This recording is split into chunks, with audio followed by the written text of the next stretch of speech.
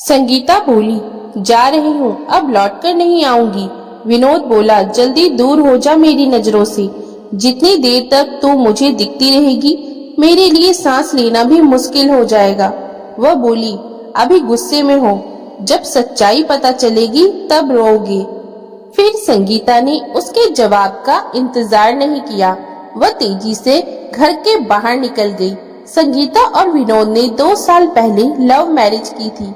शुरू में दोनों के घर वाले विरोध कर रहे थे, मगर आखिर में मान गए। शादी पूरे रीति रिवाजों के अनुसार हुई थी। जैसा कि समाज में धारणा है कि प्रेम विवाह ज्यादा दिन तक टिकता नहीं है, क्योंकि दोनों के घर वाले ही उसे गलत साबित करने में लग जाते हैं। यही संगीता के साथ हुआ।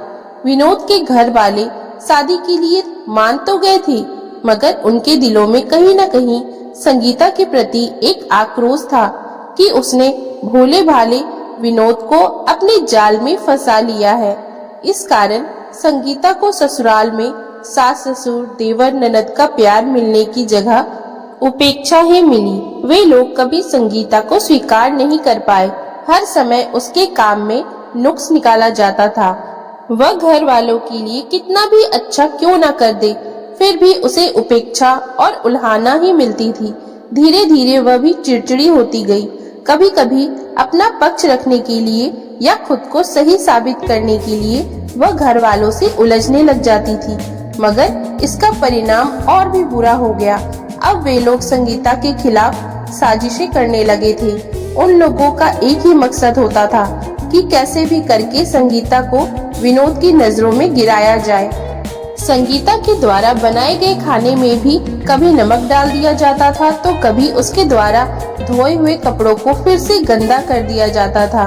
घर में किसी चीज के टूटने या खो जाने का नुकसान होता था तो वो भी संगीता पर ही डाल दिया जाता था। जब वह 3 महीने की प्रेग्नेंट थी, तब उसके खाने में सास ने न जाने क्या मिलाया कि उसका बच्चा गिर गया। फिर बच्चा गिरने का जिम्मेदार भी संगीता को ही ठहराया गया। संगीता के लिए उस घर में रहना मुश्किल हो गया था। वह विनोद पर अलग होने का दबाव डालने लगी। इसका परिणाम भी उल्टा ही हुआ। इससे विनोद और संगीता के रिश्ते में खटास आने लगी थी। वह बिल्कुल अकेली पड़ गई थी। एक दिन कहा सुनी के बीच ननद ने उस पर हाथ उठा दिया। जब संगीता ने जवाब में हाथ उठाया तो बवाल हो गया। ननद जानबूझकर बेहोशी का नाटक करने लगी। विनोद को दुकान से घर आना पड़ा। तब माँ बोली, बेटा तो हम लोगों को अलग कर दे, क्योंकि बहू का कोई भरोसा नहीं है, ये किसी दिन हमारी जान ले लेगी। विनोद घर कलह के कारण पहले से बहुत परेशान था। वह संगीता के सामने हाथ जोड़ते हुए बोला, बस बहुत हुआ, अब और सहन नहीं होता। तुम इस घर से चली जाओ, मैं अब और तुम्हारे साथ नहीं रह सकता। संगीता पति की तरफ देखते रह गई और बोली, अब तुम्हें भी मुझ पर यकीन नहीं रहा ना? विनोद बोला, यकीन करने के लिए कुछ बचा भी नहीं है। अब मैं तुम्हारा चेहरा भी नहीं देखना चाहता। प्लीज मुझे रिहा कर दो। अब मैं बहुत थक चुका हूँ रोज रोज के लड़ाई झगड़े से। मुझे जिंदगी में शांति चाहिए। संगीता बोली, घर वालों ने कहा और वो तुमने मान लिया? मेरी भी तो सुन लो एक बार। विनोद बोला, 2 साल से तुम्हारी ही सुनता आ रहा हूँ, मगर अब नहीं सुनूंगा। संगीता ने गौर से पति का चेहरा देखा, मगर उस चेहरे में उसे पहले वाला विनोद दिखाई ही नहीं दिया, जो उस पर जान छिड़का करता था। आज वह हार चुकी थी, बिल्कुल थक चुकी थी। एक औरत अकेली 100 लोगों का सामना कर सकती है, पूरे जमाने के ताने सहन करके भी जिंदगी गुजार सकती है, मगर वह तब टूट जाती है जब उसका अपना पति उस पर भरोसा नहीं करता। वह उस समय टूटकर बिखर जाती है जब पति उसकी सुनना छोड़ देता है। संगीता बोली, जा रही हूँ, अब लौट कर नहीं आऊंगी। विनोद बोला, जल्दी दूर हो जा मेरी नजरों से। जितनी देर तक तुम मुझे दिखती रहोगी, मेरे लिए सांस लेना भी मुश्किल हो जाएगा। वह बोली, अभी गुस्से में हो, जब सच्चाई पता चलेगी तब रोओगी। फिर संगीता ने उसके जवाब का इंतजार नहीं किया। वह तेजी से अपना सामान लेकर घर के बाहर निकल गई। जब संगीता घर पहुंची तो उसकी हालत देखकर पिता बोले, क्या हुआ, ऐसी हालत में क्यों चली आई? वह रोते हुए बोली, हमेशा के लिए वह घर छोड़कर आई हूँ पापा। पिता बोले, मैंने पहले ही कहा था कि वह लड़का और उसका परिवार तुम्हारे लायक नहीं है, मगर उस वक्त तो तुम्हारे ऊपर इश्क का भूत चढ़ा था, अब भुगतो। संगीता बोली, आपकी बेटी का घर टूट गया पापा, और आप अब भी वही बात लिए बैठे हो। मैंने आपको 2-3 बार फोन किया था कि पापा यहाँ कुछ ठीक नहीं चल रहा है, एक बार आकर विनोद के परिवार वालों को समझा जाओ, मगर आप नहीं आए, इसलिए कि मैंने अपनी पसंद के लड़के से शादी की थी। आप इंतजार कर रहे थे कि कब मैं रोती हुई आऊं और आप मुझे कह सको कि इश्क का भूत चढ़ा था, अब भुगतो। संगीता आगे बोली, अगर मैं आपकी पसंद के लड़के से शादी करती तब आप रिश्ते को बचाने की 100 कोशिशें करते ताकि खुद गलत सिद्ध ना हो जाओ। ये कैसी सोच है पापा? यही विनोद के परिवार वालों ने मेरे साथ किया। मेरा सपोर्ट करने की जगह मेरा रिश्ता तोड़ने में लग गए, जिससे जमाने को सीख मिल सके कि प्रेम विवाह गलत है। हमने प्रेम किया था, मगर शादी तो सबको साथ लेकर की थी, सबकी राजी खुशी से की थी, कोई भाग के तो नहीं की थी, बस हमारी पसंद खुद की थी। फिर भी आप लोगों की ऐसी सोच क्यों है पापा? उसका नाम संगीता था, इसलिए वह निराश नहीं हुई। वह जानती थी कि अगर यूं ही पड़ी रही तो बिखर जाएगी, इसलिए वह अपनी अधूरी पढ़ाई पूरी करने में लग गई। धीरे धीरे वक्त गुजरने लगा। 2 साल गुजर गए, न तो विनोद उसे लेने आया, न उसका कोई फोन आया। मगर इन 2 सालों में विनोद के घर में बहुत कुछ बदल चुका था। संगीता के आने के 1 साल बाद ही विनोद की बहन की भी शादी हो गई थी। कहते हैं कर्म लौट कर आते हैं, यही विनोद की बहन के साथ हुआ। जैसी हरकतें उसने अपनी भाभी संगीता के साथ किया था, ठीक वैसा ही व्यवहार उसके साथ उसके ससुराल में हुआ। जब विनोद की बहन नेहा को ससुराल से निकाल दिया गया, तब नेहा और उसकी माँ को अकल आई। कहते हैं ना, जब खुद पर बीतती है तब पता चलता है, क्योंकि दूसरों के दुखों का एहसास कहाँ जल्दी किसी और को हो पाता है। ससुराल में उसके साथ बुरा बर्ताव होने के बाद नेहा को भी अपने किए पर पछतावा होने लगा। एक दिन नेहा ने रोते हुए विनोद को सब कुछ बता दिया कि कैसे उन्होंने भाभी को साजिश करके घर से निकलवाया। तब विनोद माँ से बोला, कैसी माँ हो आप? अपने ही बेटे की खुशियाँ बर्दाश्त नहीं हुई आपसे? माँ बोली, बेटा माफ कर दे मुझे, नफरत में अंधी हो गई थी। तू हमारी पसंद की लड़की की बजाय अपनी पसंद की लड़की को ले आया, शायद इसलिए मुझसे बर्दाश्त नहीं हुआ। तू जा बहू को ले आ, क्या पता गलती सुधारने से तेरी बहन का घर फिर से बस जाए। विनोद बोला, अब मैं किस मुंह से उसके पास जाऊं? उसे बिल्कुल समझ नहीं आ रहा था। उसे खुद पर और अपने परिवार वालों की हरकतों पर बहुत शर्म आ रही थी। फिर हिम्मत करके एक दिन विनोद ससुराल जा पहुंचा। संगीता उस समय मोहल्ले के छोटे छोटे बच्चों को पढ़ा रही थी। विनोद भी उन बच्चों में जाकर चुपके से बैठ गया। जब संगीता की उस पर नजर पड़ी तो वह घबरा गई। विनोद कुछ बोला नहीं, मगर उसने अपने दोनों कान पकड़ लिए और आंखों ही आंखों से सॉरी बोलने लगा। संगीता ने उसे अनदेखा कर दिया। वह बच्चों को पढ़ाने लगी। बोली, बच्चों तुम छोटे हो, इसलिए तुम्हें कच्ची पेंसिल और रबड़ दोनों दिए गए हैं। अगर तुमसे गलती हो जाती है तो तुम उस रबड़ से उसे मिटाकर ठीक कर सकते हो, मगर जब बड़े हो जाओगे तो तुम्हें पेन दे दिया जाएगा। फिर तुम गलतियां नहीं कर सकते। अगर गलती हो गई और तुमने उसे मिटाने की कोशिश की तो पन्ना ही फट जाएगा, मगर वह नहीं मिटेगी। इसलिए अभी से गलतियां कम करनी शुरू कर दो।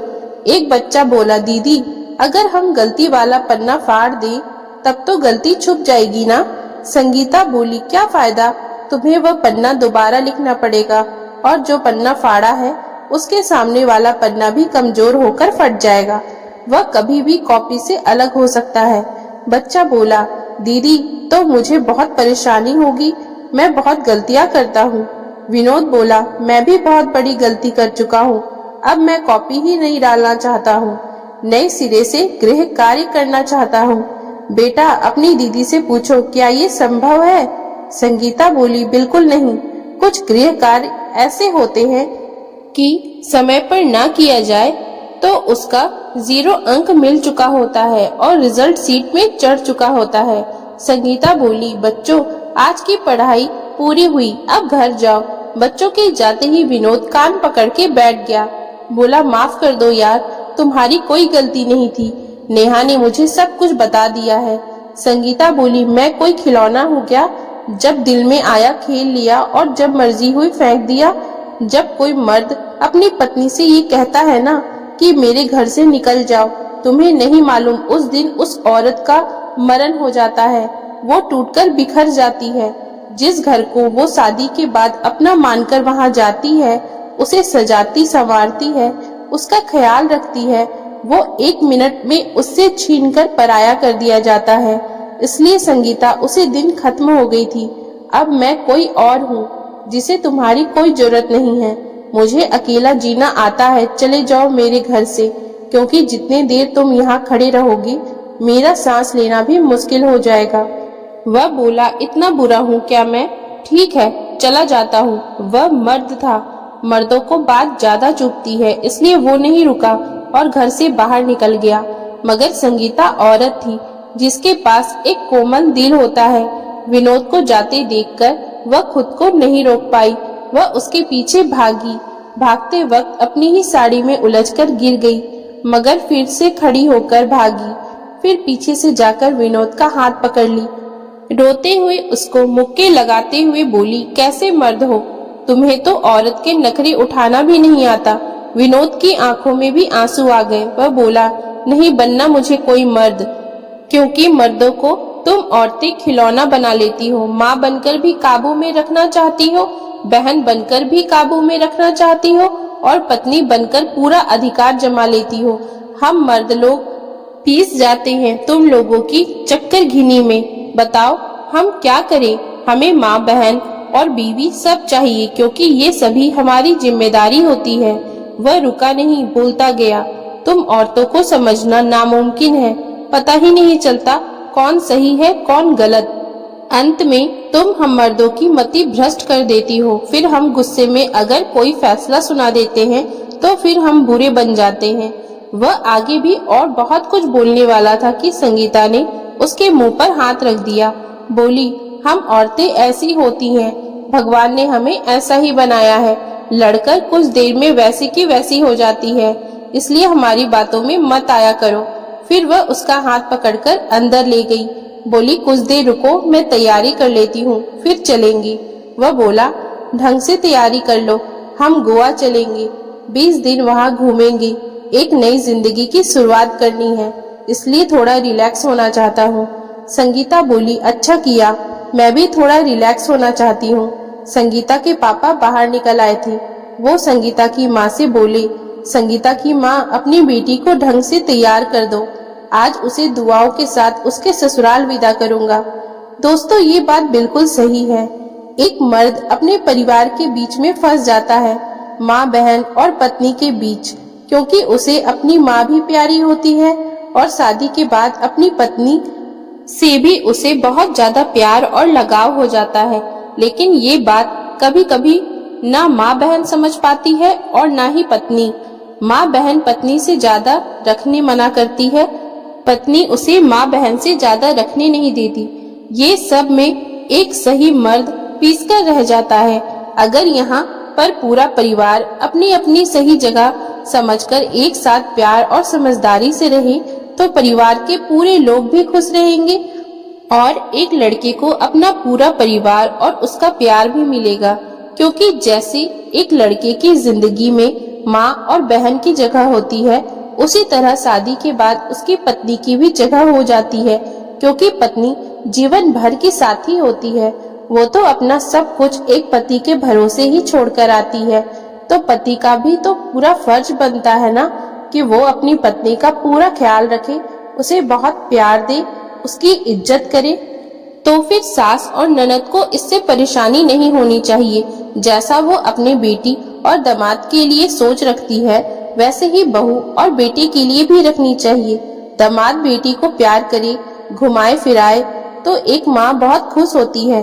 तो बहू भी किसी घर की बेटी है, उसे भी आपकी बेटी की ही तरह खुश रहने का पूरा हक है और बहू को भी अपने ससुराल वालों से प्यार मोहब्बत से मिलजुल कर रहना चाहिए।